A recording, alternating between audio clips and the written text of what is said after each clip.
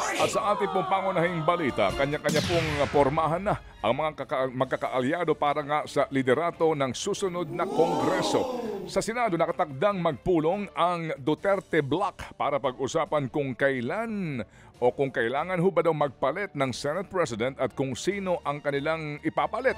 Ayon kay Senador Bato de la Rosa, hindi maaring ismulin ang Duterte Bloc.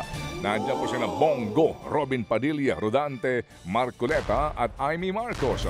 Kamakailan po lamang ay sinabi po ni incoming Senator Tito Soto na meron na silang mga ilang kumakausap po sa kanya para nga maging Senate President ulit.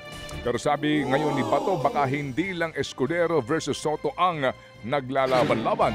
Posible din daw ho na si Senador Alan Peter Cayetano at Senador Mick Zubiri.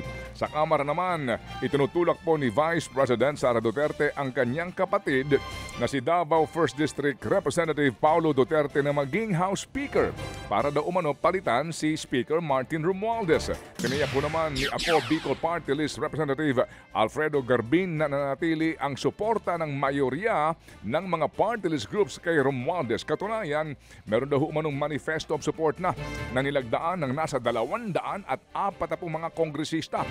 Sa pagbabalik sesyon po sa Hulyo, magkakaalaman kung magkakaroon ba ng pagbabago sa liderato ng Kamara at ng Senado.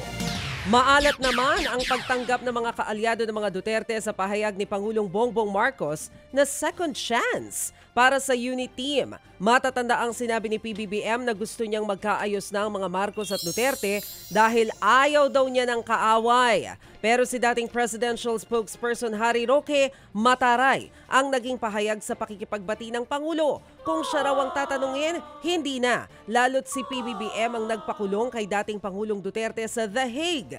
Pabor naman ang isa pang dating presidential spokesperson ni Duterte na si Attorney Salvador Panelo sa mungkahi ng Pangulo. Pero aniya, kailangan munang ibalik ni PBBM si Duterte sa Pilipinas. Suportado rin ni Senate President Cheese Escudero ang panawagang isantabihang politika. Dapat daw hindi na magpakain sa politika ang mga leader ng bansa, bagkus tutukan ang mga suliranin ng taong bayan. Talaga lang ha. Samantala po naman itinanggi ni Senator-elect Panfilo Ping Lacson na nakipagkita siya kay VP Sara Duterte pagkatapos po ng halalan. Ayon sa kanya, nakakatanggap daw siya ng report na nakita raw siya at ng isa pang Senator-elect o nakipagkita raw po siya at ng isa pang Senator-elect sa Vice Presidente. Pero tahasan pong itinanggihan ni Lacson dahil nga sa magiging Senator Judge siya sa 20th Congress sa impeachment trial ng Vice Presidente. Ayon pa kay Lacson, wala sanang mali kung makipagkita ang winning senators o congressmen sa Vice Presidente kung wala siyang kinakaharap na kaso. Pero gate ni Lacson, hindi raw nararapat na makipagkita siya sa Vice lalo pat na itransmit na sa Senado ang impeachment case laban kay VP Sara. Naniniwala naman ang grupong kontradaya na dapat ipagkatiwala na sa mga nasa laylayan o mahihirap na sektor ang pwesto ng mga party list group.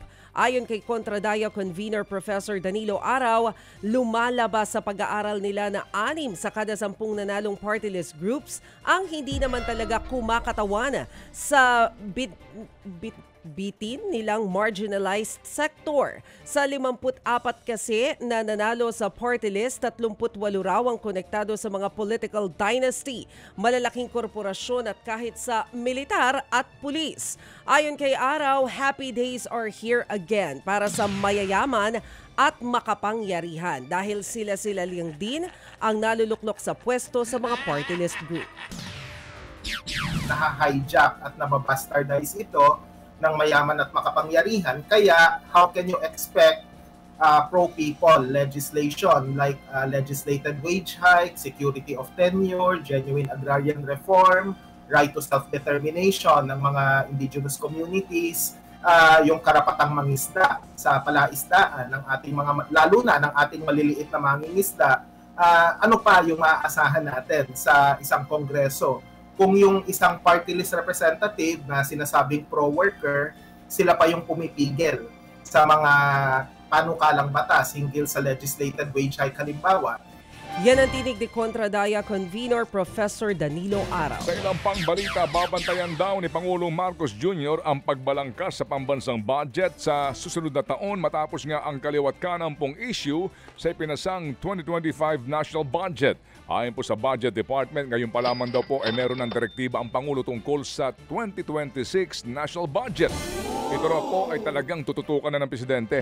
Katunayan, handa rin daw po itong umupo sa Bicameral Conference Committee para nga personal na mabusisi ang ipapasang budget ng Kongreso.